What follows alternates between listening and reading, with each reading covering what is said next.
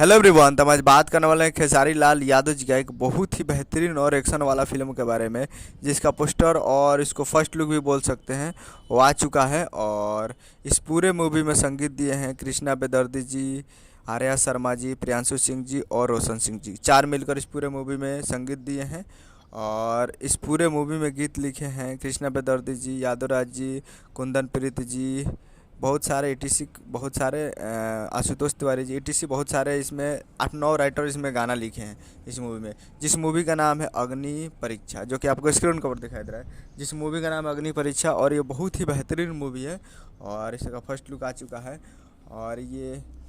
और इसका निर्देशक है लाल बाबू पंडित जी और निर्माता है सुरेंद्र यादव जी। तो बहुत ही बेहतरीन लाल बाबू पंडित जी मूवी बनाते हैं।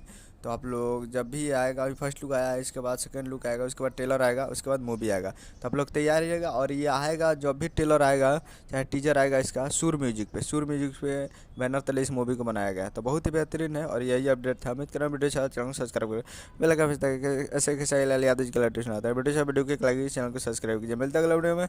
जय हिंद, जय भोजपुरी।